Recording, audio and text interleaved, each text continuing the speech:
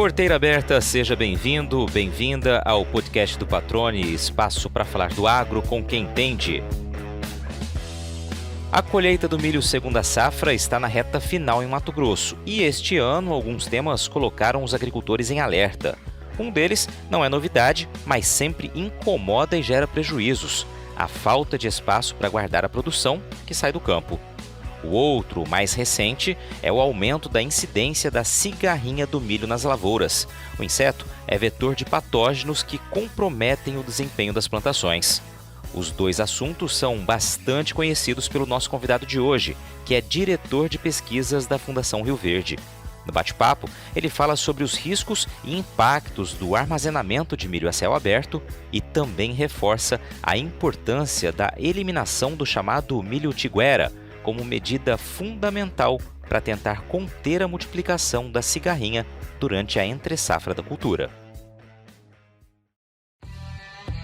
Foi no sítio em Espigão do Oeste, no interior de Rondônia, que o Fábio Piteucou aprendeu que a rotina no campo é puxada e exige muita dedicação. Filho de pequeno produtor e de uma professora, ele também entendeu cedo que é importante dar valor às oportunidades de estudar. Unindo as próprias raízes, adquiriu conhecimento para contribuir com o desenvolvimento do agro.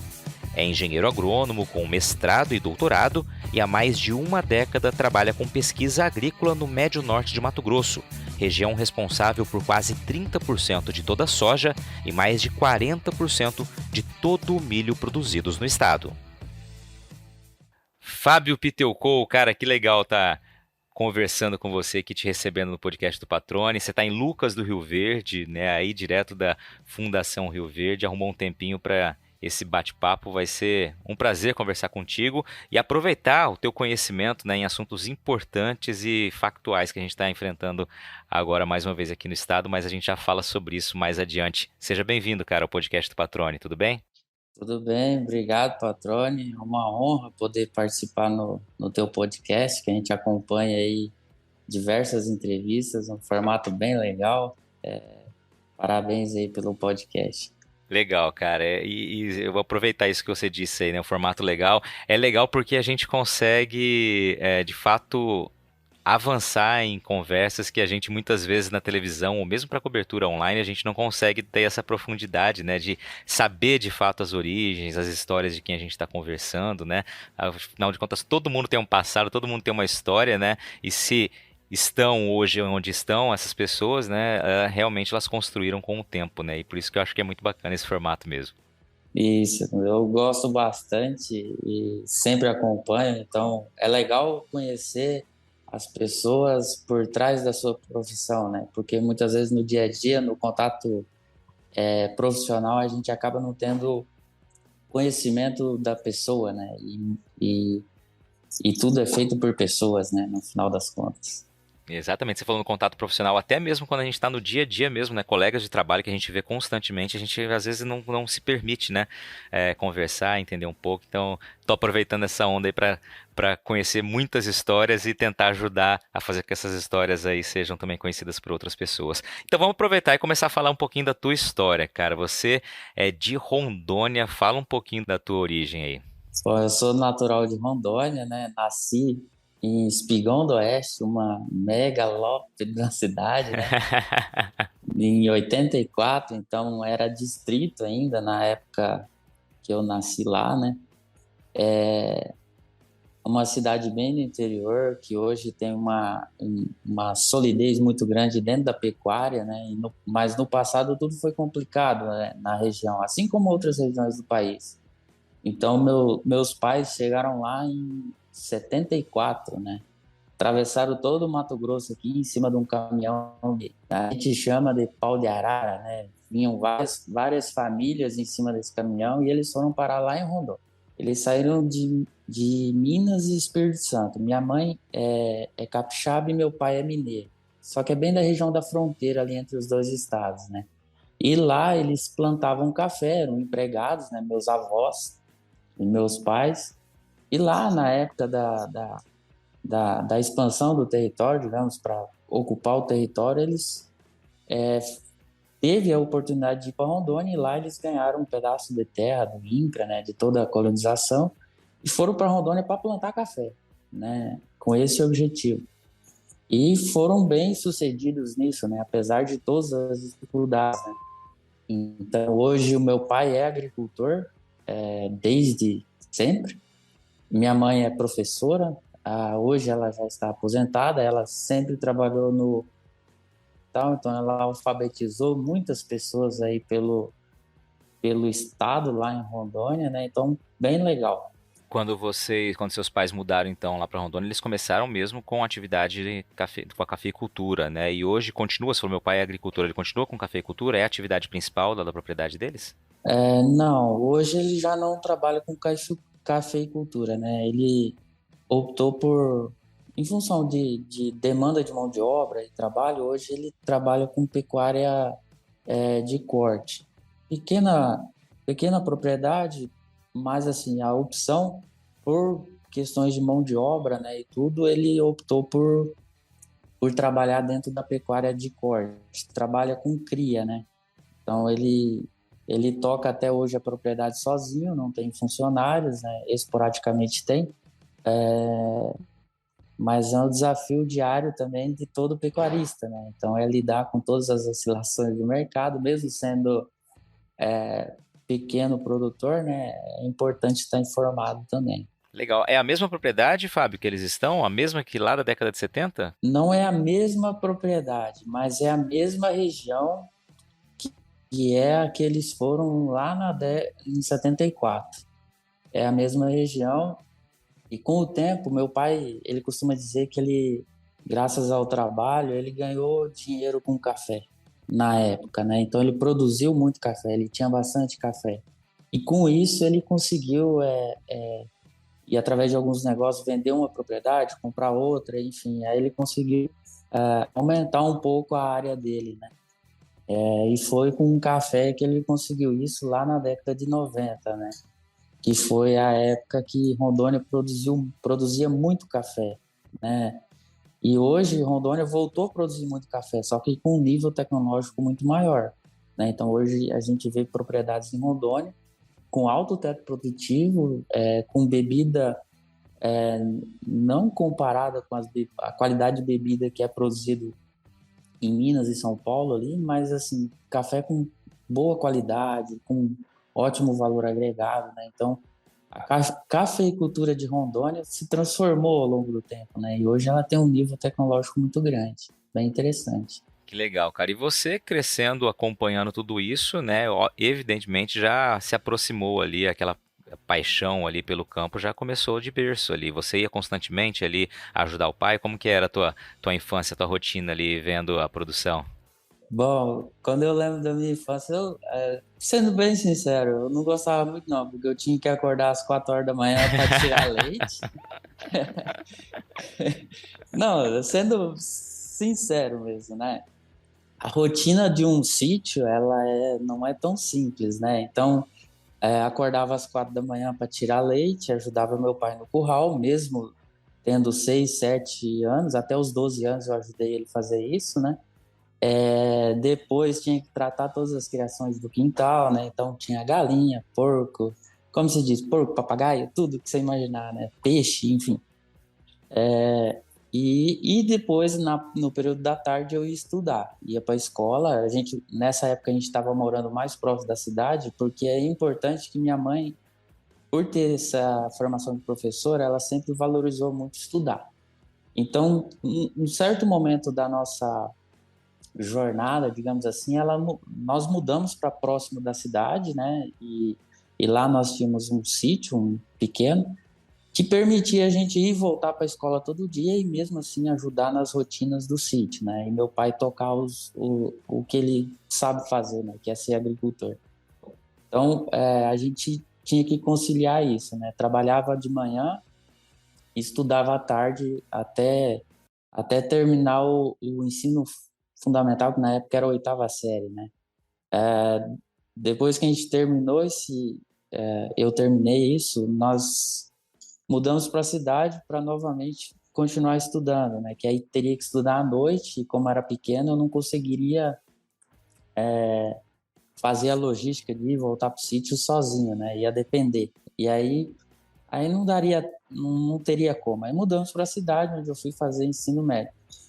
E nesse momento, meu pai falou: ó, eu vou parar de mexer com leite, eu vou voltar lá para aquela região onde eles foram no início, né, lá em 74, e vamos morar na cidade. Nisso eu fui trabalhar de balconista em um mercado, né? Como se diz, sendo bem, eu fui servir cachaça em um balcão de um mercadinho, né? E esse mercadinho também tinha um açougue do lado. Então eu comecei a observar o açougueiro lá trabalhar. Nisso eu aprendi a trabalhar com carne, ser açougueiro, né? E aí todo o meu ensino médio eu trabalhava o dia inteiro, estudava à noite e fiquei trabalhando como açougueiro até terminar o ensino médio. E aí passar no vestibular e fazer agronomia em outro município, que era um curso integral na época, né? E aí, assim, fui fazer agronomia em 2003. Eu entrei comecei o curso, me formei em 2007, lá em Rondônia. E durante o período acadêmico, eu sempre trabalhei bastante em projetos junto com o professor, né? E aí acabou despertando todo esse interesse pela área de pesquisa, né?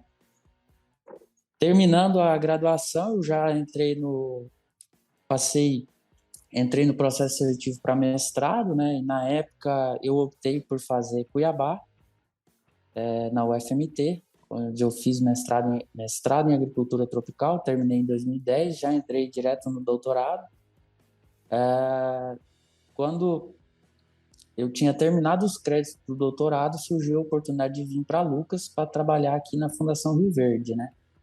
Isso em 2011. Eu terminei o doutorado em 2014.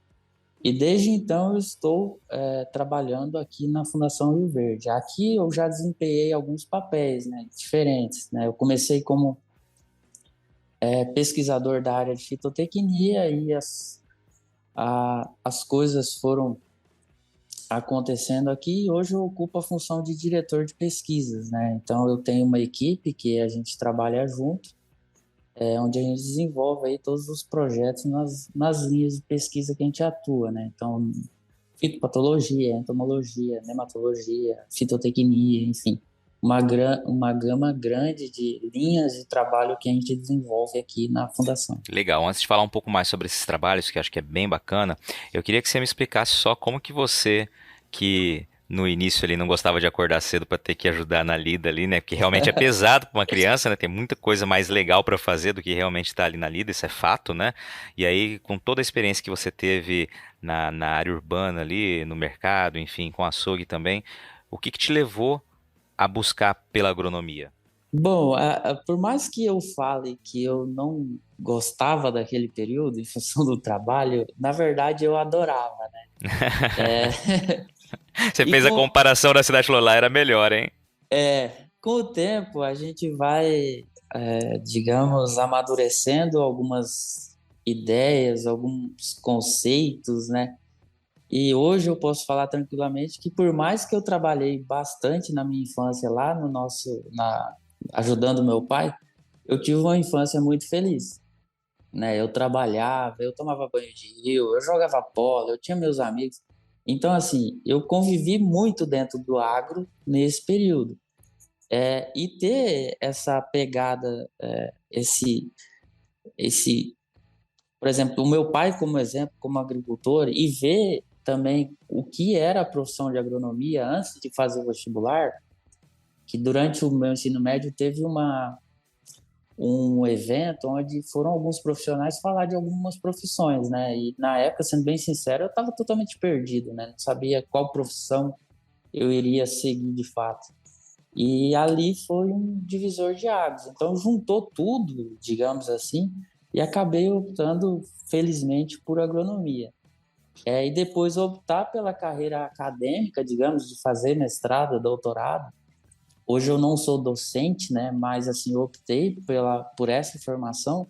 Foi muito também em função dos exemplos dos meus professores da graduação, né? Então, foram exemplos assim que acabaram me direcionando a optar por essa carreira, né, digamos. E assim, posso dizer que sou muito feliz com o que faço, adoro lidar com planta, com solo, né? Então, digamos que eu não trabalho, eu me divirto com isso todos os dias. Isso aí acho que é o mais legal, né? Quando você tem realmente amor pelo que tá fazendo ou diversão, como você disse, né? Me divirto todos os dias com o que eu desempenho aqui.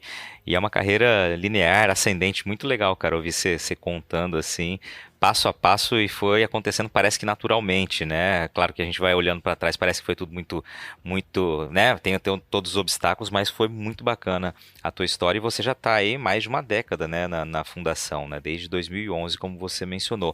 Fala um pouquinho desse trabalho como diretor de pesquisa. Você falou, tem uma equipe e citou algumas áreas de atuação, né, das linhas de trabalho da Fundação. Vamos falar um pouquinho do trabalho que vocês estão desenvolvendo aí, que eu acho que é legal a gente entender o que a Fundação tem feito hoje, quais são os temas principais, né, as áreas principais que vocês estão atuando diante dessa necessidade da agricultura por sempre ter pesquisa, né, porque ela evolui muito rápido, assim como os desafios também crescem em uma proporção imensa. Sim, nós temos aqui as diversas disciplinas de trabalho, né, focos de trabalho, e hoje nós estamos trabalhando fortemente em três questões principais, né, que têm nos sido demandados, têm tirado o sono do agricultor, que é o, é o alicerce de tudo, é o agricultor. Então a gente está aqui para tentar levar soluções para o produtor, né? E, e hoje a gente tem trabalhado muito em soja, pensando nas anomalias de vagem, né? E quebramento de plantas. Então, todos os nossos setores, departamentos estão desenvolvendo, já desenvolveram alguns projetos na última safra, e estamos desenvolvendo agora alguns projetos em laboratório para tentar identificar possíveis causas. E também agora na próxima safra vai ser, digamos, o carro-chefe da fundação para pesquisar esses temas, tá? Que são temas que estão tirando o sono do agricultor, né? E o nosso também, né? Pois é, essa última safra agora, colhida no primeiro semestre, foram vários e vários casos, especialmente na região da 163, né, e demandou a atenção de todo mundo, né, de pesquisadores, inclusive de vocês aí, como você disse, é o carro-chefe agora para esse próximo ciclo. Sim, e é o carro-chefe não só da fundação, tá? E a gente entende que é um problema complexo, tá? E em função disso, foi criado um grupo de trabalho, tá? De todas as entidades de pesquisa aqui da BR, digamos, que conseguem trabalhar com o tema, coordenados pela Embrapa, tá? Então, criou-se esse grupo de trabalho para tentar acelerar um pouco o processo, juntar informação para chegar ao final do ano que vem, por exemplo, do final do ciclo da soja, a gente já ter mais informações, ter recomendações aí que ajudem o produtor a tomar decisão. Então, assim, é um problema grave, tá? Se a gente for levar o pé da letra, a gente como produtor, a gente perdeu muito dinheiro na última safra, né? Então, é o carro-chefe da pesquisa. Em paralelo a isso, outro problema que a gente está enfrentando e tentando buscar soluções é o manejo de cigarrinha na cultura do milho. Então, é um problema crescente também. Nesse último ano, a gente desenvolveu um projeto de monitoramento em todo o município, acompanhando talhões de agricultor com manejo do agricultor, para entender ali se a população desse cigarrinho estava contaminada, qual o nível de contaminação, qual o nível de interferência que o produtor consegue adotar em função do manejo na praga, se tem enfesamento, comportamento de híbridos. Então, assim, é uma série de ações aí para tentar ajudar o produtor. E agora, no período de entre safra, período seco, né, nós temos o desafio de conscientizar o produtor de manejar o milho tiguera, tá? Para evitar essa ponte verde e a gente entrar no próximo ciclo de soja também, fazendo bom manejo dentro da cultura soja, pensando no milho tiguera e evitar aí o aumento em demasia dessa praga, dessa população. Apesar de que no nosso monitoramento essa população já é muito alta, muito alta. Qual a vantagem? A nossa taxa de cigarrinha contaminada ainda é baixa, né? que é os molicúdios ali que vão transmitir, causar os enfesamentos, né? Então, a taxa ainda é baixa, mas a população é altíssima, né? Então, a gente tem sorte dela não estar tão contaminada, mas tem o desafio de controlar essa explosão da população dessa praga, né? Então, digamos que hoje, fazendo o resumo dos projetos da Fundação, são vários. Talvez esses sejam os 2 projetos aí, pensando em soja e milho, que vão demandar maior atenção, maior volume de trabalho, maior interesse, digamos, maior curiosidade, porque o pesquisador ele tem que ser curioso, né? Além de tudo, né? Agora, você trouxe pontos muito importantes, né? E vou me ater aqui com relação à soja, anomalia, quebramento. A gente até chegou a comentar em algum episódio aqui, se não me engano, com o Leandro Zancanaro, falou um pouquinho sobre isso também, né? Porque foi no primeiro semestre ali uma preocupação muito grande, né? Aumentou e, como você destacou aqui, é um problema sério que o produtor já está assustado aí antes de começar o próximo plantio agora a partir de 15 de setembro, né? Com o fio do vazio sanitário. E a hora que você traz ali para a questão do milho, realmente, né? A questão da cigarrinha, ela é uma gigantesca preocupação, né? A gente viu a própria ProSoja recentemente lançando campanha de monitoramento do milho tiguera, né? Destruição do milho tiguera, justamente para fazer o que você disse, né? Evitar que essa ponte verde permaneça no campo e favoreça a multiplicação do inseto, né? Que pode ou não estar contaminado, como você disse, né? Mas quanto maior a presença de inseto, maior a possibilidade de ter ali aquele inseto que vai ser vetor, de fato, dos patógenos que vão prejudicar a próxima safra, né? Discute-se, inclusive, se seria ou não o momento de pensar no vazio sanitário, é uma questão polêmica, mas que já está em curso também, e isso demonstra o tamanho da preocupação e a responsabilidade da pesquisa em buscar alternativas para solucionar ou encontrar ferramentas que possam amenizar esse problema, né, Fábio? Sim, sim. A preocupação é bem grande e nós, como pesquisa, a gente quer buscar ferramentas que auxiliem o produtor aí nesse desafio, né? Então, a pesquisa, ela não, digamos que não se direciona a achar um culpado de A, B ou C. Tendo o problema, nós temos que encontrar soluções técnicas que sejam aplicáveis para o produtor conviver com essa praga e continuar produzindo. Ontem eu conversava com o Pedro, né, da importância de fazer esse manejo de milho tiguera, manejo de controle agora, né, para a gente evitar essa explosão da praga, né? Então a gente vê que são ferramentas muitas vezes simples que podem ajudar de uma maneira muito grande o início da próxima safra. E hoje nós estamos falando de uma cultura que é altamente interessante para o produtor e muito importante para toda a cadeia produtiva, né? Então a gente tem o grão do milho hoje, ele tem um valor até muitas vezes incalculável para o agronegócio, né? Então ele envolve uma série de cadeias aí que dependem de produzir grão, né? E dependem que o produtor produza bem, né? Então é uma cadeia enorme, né? Envolve muitos segmentos diferentes que muitas vezes a gente não dá muita atenção, né? É verdade, você disse tudo. E aí, só para fazer menção, você falou do Pedro Silvestre, repórter do Canal Rural, inclusive foi entrevistado no podcast no episódio 64, com a cara e o jeito do campo. Muito bacana o episódio, fica o convite para que quem não ouviu acompanhe essa história muito bacana aí. Você já visitou uma sementeira de soja? Tem curiosidade em saber como é uma unidade de produção e todas as etapas do beneficiamento das sementes? Então olha só que legal essa novidade que reforça como a tecnologia e a inovação caminham juntas com o desenvolvimento do agronegócio. Uma empresa de produção de sementes sediada em Mato Grosso acaba de lançar uma plataforma de visita virtual que vai te levar para dentro da sementeira sem que você precise sair de casa. É a AgroSol 360. Com ela, você pode fazer um tour completo pelas instalações da empresa, como unidade de beneficiamento, laboratório, canteiros de emergência, estações de tratamento de sementes e armazéns. Olha, eu fiz essa visita virtual e sou testemunha de que a experiência vale muito a pena, viu? E olha que legal, além da visita pela unidade de produção, a AgroSol 360 também te leva virtualmente para um dia de campo exclusivo, onde você pode caminhar por área demonstrativa, visualizar em campo todas as cultivares de soja que fazem parte do portfólio da AgroSol e também interagir com o conteúdo. Para fazer o tour virtual, é só acessar o site www.agrosol360.com.br e dar início à sua visita. Agrosol Sementes, germinando o futuro.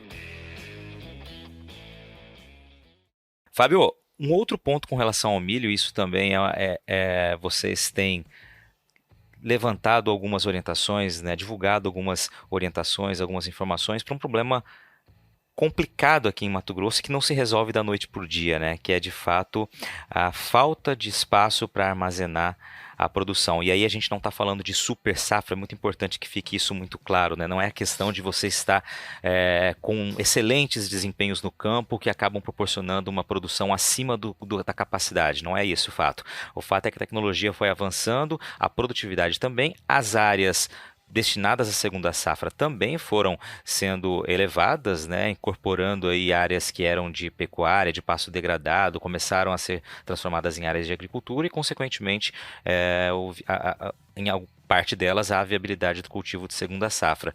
E a infraestrutura obviamente não consegue acompanhar essa evolução, né? E a gente tem cenas, especialmente na 163, que é de onde sai a maior parte da produção de soja e milho de Mato Grosso, cenas que se repetem a cada safra, né? Que são montanhas e montanhas de milho a céu aberto, porque falta espaço, seja porque tem soja ainda nos armazéns, seja porque o milho foi vendido numa velocidade inferior a de anos anteriores. O fato é que o problema existe.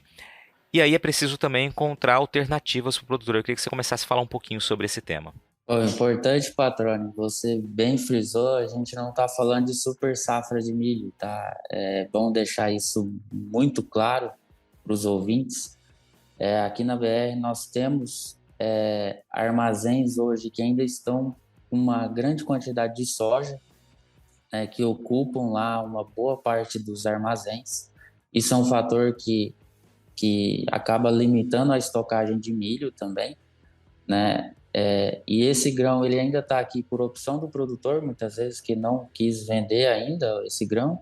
E temos também silos que estão com grãos avariados, que aí não, em função das anomalias da última safra, onde não se consegue fazer mistura, o blend, para ter soja padrão para dar exportação. Então, assim, são dois cenários que complicam o fator. E o milho, ele tem vindo do campo, ele vem numa proporção grande, né? O volume é grande. E hoje, com as usinas de etanol, nós temos que guardar o grão na região, né? Aí já nos acende o alerta pela nossa capacidade de armazenagem ser baixa, né? Então, assim, conforme você comentou, nós aumentamos a área de milho plantada, de milho safrinha, segunda safra. Nós temos hoje tecnologias que nos auxiliam a produzir bem nessas áreas, tá? Então, nós conseguimos ter um potencial produtivo interessante. Dá para melhorar? Dá para melhorar ainda. Nós temos um caminho para melhorar nesse setor de produtividade. Mas, enfim, todo esse milho acaba vindo para os armazéns.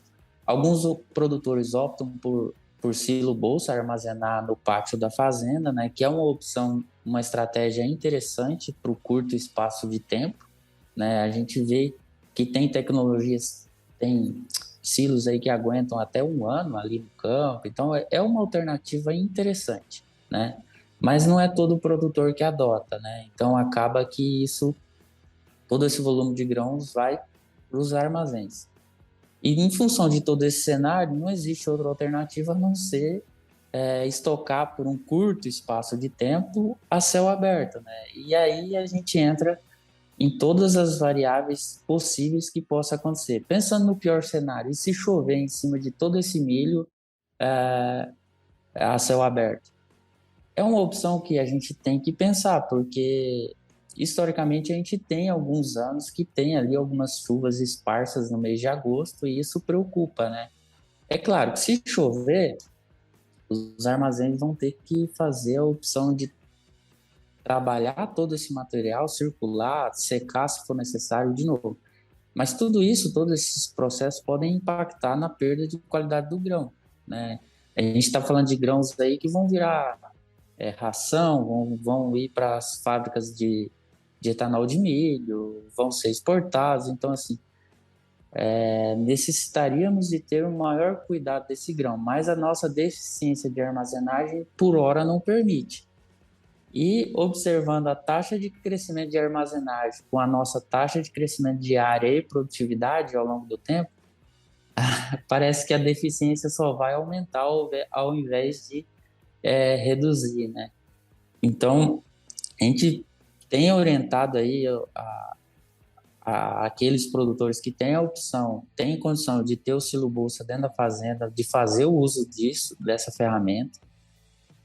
E nos pátios, todo o cuidado para evitar roedores, pragas, possibilidade de chuva e tentar trazer de volta para o armazém o mais rápido possível todo esse volume produzido, né? Então, a gente vê lá montanhas de milho a céu aberto, né? Chega é um assim é um contrassenso até, né? Porque a gente cuida tanto desse milho na lavoura, né?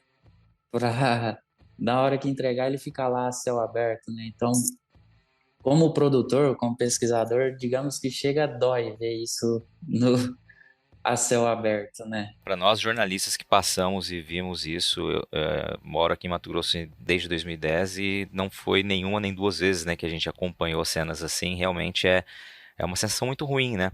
Você vê alimento, né, do lado de fora exposto, como você disse. Só para fazer menção a essa capacidade, como você disse, parece que o problema vai ficar ainda pior, né? Tem um dado da ProSoja que diz que até 2030 o estado precisaria ampliar a capacidade estática, ou seja, ter a estrutura suficiente para armazenar de uma vez só aí cerca de 125 milhões de toneladas, né? Até 2030 a capacidade estática. Isso significa que a taxa de crescimento anual, que hoje é de 3,7% a capacidade estática de armazenagem aqui em Mato Grosso, teria que ser de quase 23% ao ano, né? Ou seja, a gente está muito longe disso. E aí, claro, é preciso buscar acesso a crédito, né? Enfim, toda aquela demanda que já é pontuada sobre o que é preciso fazer para, de fato, conseguir colocar isso em prática.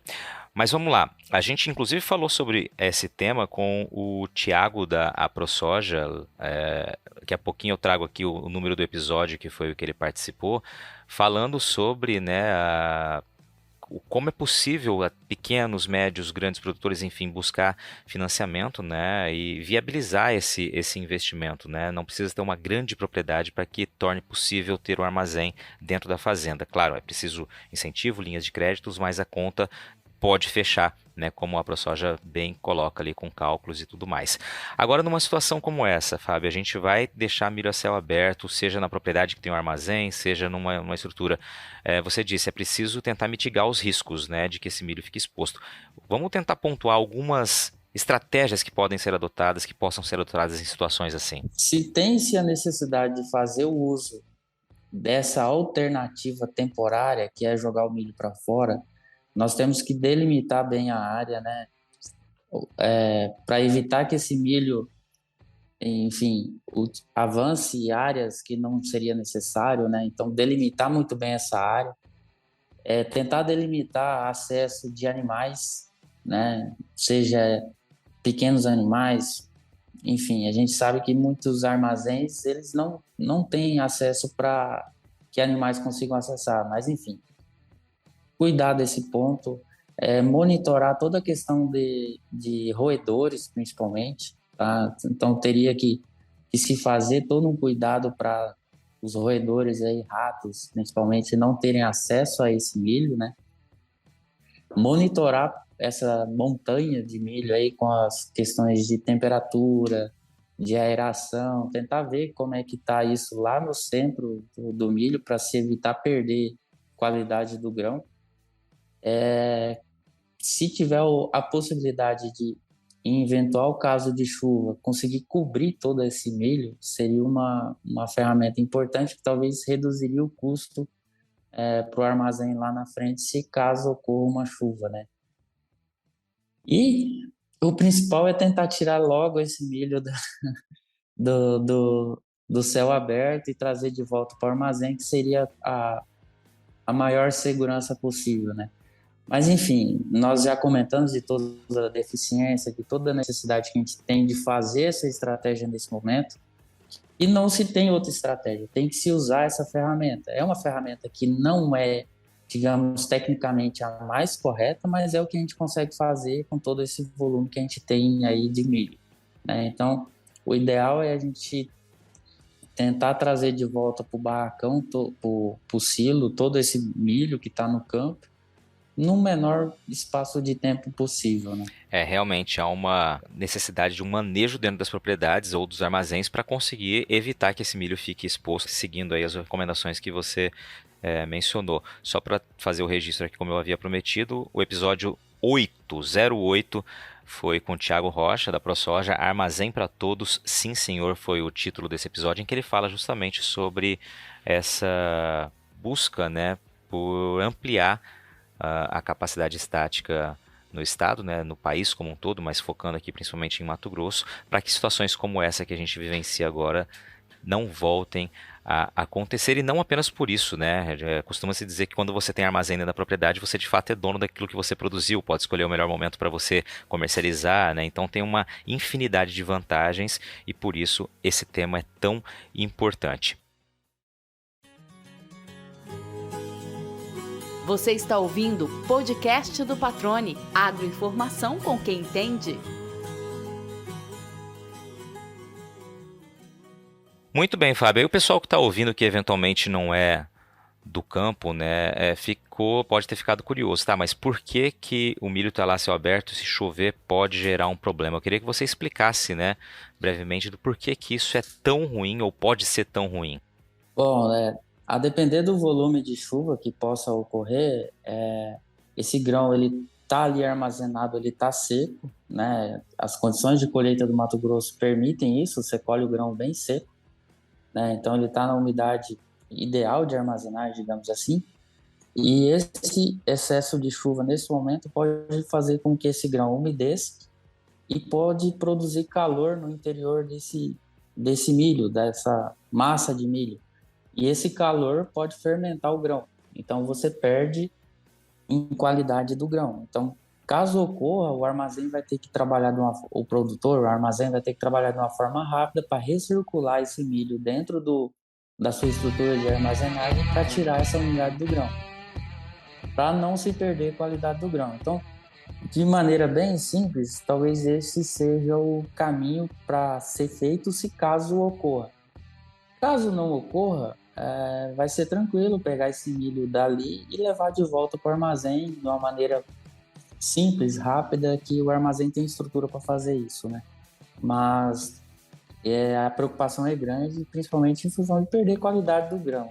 Quando você diz ali, só para a gente também pontuar isso, aqui em Mato Grosso a gente tem condições de colher na umidade ideal, né? Qual é essa umidade hoje para chegar no armazém? Hoje o produtor busca colher entre 14% e 16% de umidade e a armazenagem normalmente é feita com 13% de umidade, 13% a 14% de umidade. Então, normalmente quando vem do campo, exceto as primeiras colheitas, que aí é onde o produtor começa a colher um pouco mais úmido para ter fluxo de colheita, né? Dentro do seu planejamento, ele começa a colher com 17%, 18%. Então, talvez as primeiras colheitas é necessário passar pelo secador para trazer essa umidade um pouco para baixo, né? Mas, enfim, quando a colheita segue, esse grão no campo ele já vai secando chega no armazém quase que na umidade ideal para armazenagem. Então, digamos que é bem tranquilo aí para o armazém receber esse grão, né? E aí isso também possibilita que muitas vezes o caminhão chega, passa na balança e descarrega direto lá naquela montanha de milho que está lá externa, né? Não passa nem pela estrutura do armazém, porque a umidade já está dentro daquilo que é necessário para se estocar milho, né? Fazer aglomerados de milho, né? Para se evitar esse excesso de temperatura, de fermentação, que todos os cuidados que a gente tem que ter dentro do armazém. É legal que você ilustrou isso, Fábio, que eu acho que é curioso para quem, né, de fato, aquelas pessoas que não conheçam, não tenham visto, né, a rotina ali no armazém, uma situação como essa. O transtorno que gera, né, cara? Porque, assim, você acabou de ilustrar, quando ele chega numa umidade ideal, vamos supor que o armazém já está ali abarrotado, ou não está podendo receber o milho porque tem soja ainda da primeira safra, que foi o que você mencionou lá há um tempinho atrás. Se ele tiver na umidade ideal, ok, ele pesou e pode descarregar ali naquela montanha. Caso contrário, ele vai ter que passar pelo secador e daí sim jogar de novo ali naquela montanha, né? Uma operação a mais que vai ter que deixar ali no canto. E depois esse milho, quando ele vai ser, se ele vai voltar para o armazém na hora que tiver espaço ainda, você tem que jogar lá para dentro e numa situação de chuva, como você disse, vai ter que fazer todo o processo de secagem novamente, né? Ou seja, é um operacional que realmente não faz parte do cronograma e que vai exigir atenção, né? Orientação de funcionários, enfim, tem todo um cronograma que é atrapalhado e uma função extra ali que realmente gera uma dor de cabeça para as unidades armazenadoras também, dentro de uma fazenda ou nas empresas, né? Eu acredito que armazém nenhum produtor, nenhum armazém gosta dessa estratégia de jogar o grão para fora, tá? Isso eleva o custo, tá? O custo se torna maior porque você vai ter que ter uma boa logística, um operacional para resolver esse problema que você mesmo está criando, né?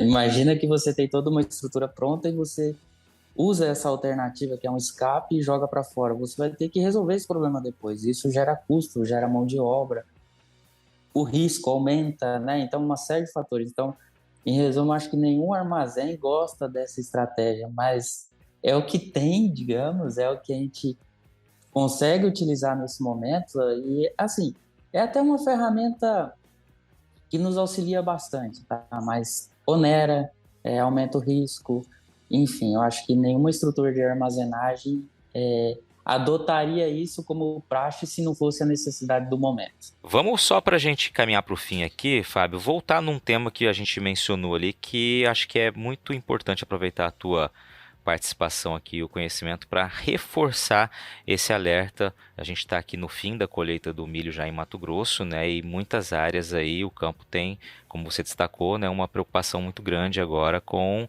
o milho tiguera, aquele milho que nasce voluntariamente, né? Para o pessoal entender essa expressão, aquele milho que você está colhendo, cai um grão ali no campo, né? Vários grãos caem no campo. Se tem viabilidade, ou seja, se tem umidade suficiente, a possibilidade daquele grão germinar é imensa. E aí a gente vê pequenas lavouras, né, ou grandes lavouras sendo formadas de milho que foi o milho voluntário, o milho tiguera, que tornou-se um motivo de preocupação. Vamos reforçar como deve ser feito esse manejo, Fábio. Bom, legal, patrônio. É importante reforçar esse tema, né? Como você bem comentou. Esse ano, nós tivemos em junho chuvas não esperadas, né? Digamos, para o mês de junho, volumes até consideráveis em algumas regiões. Isso propicia para o produtor uma janela de fazer preparo de solo já pensando na soja seguinte, né? Então, muitas áreas foram incorporadas calcário, aí foi feito um manejo pós-colheita de milho. E ao se preparar essas áreas, a gente cria um ambiente favorável para essas plantas, grãos de milho que estão ali germinarem e criarem todas essas pequenas lavouras de milho tiguera. Então a gente vê milho tiguera também em áreas não revolvidas, mas numa proporção um pouco menor, né? Com menor potencial de dano. Mas assim, todo esse cenário nos preocupa muito com relação a essa população de cigarrinha que a gente tem, que já é alta. E quando a gente fala de cigarrinha, nós também temos que entender que existe a preocupação com outras pragas também, né? Percevejos, enfim, outras pragas que acometem a cultura do milho. E quando a gente fala da importância de fazer o controle desse milho tiguera, ela é importante para o produtor, diretamente no seu talhão, porque ele está ali reduzindo o potencial de inóculo da sua lavoura, mas ela também é importante pensando no contexto de vizinho, de município, de Mato Grosso e de toda a importância que a cultura do milho tem. Então, se cada produtor adotar essa estratégia de fazer o controle de milho tiguera nesse momento de entre safra, ele vai estar primeiro ajudando a tua área, o teu talhão, né? Mas quando se olha para o macro, ele acaba ajudando todo o município a reduzir o potencial de inóculo possível para a próxima safra, né? Então, a gente tem essa janela do período seco agora que seria ideal para a gente estar controlando esses milho tiguera. Se tiver a opção, a possibilidade já se faz um manejo pensando em plantas daninhas de difícil controle também, né? Já aproveitando o momento, a aplicação. E também reforçar a importância de manter um controle muito bom, muito efetivo dentro da cultura da soja, já pensando naquelas plantas voluntárias, né? Então, assim, são estratégias muitas vezes até simples, custam para o produtor, sim, onera, digamos, mas são estratégias que auxiliam o produtor a ter mais segurança para entrar numa próxima safra, né? A gente fala muito em segurança da operação, né?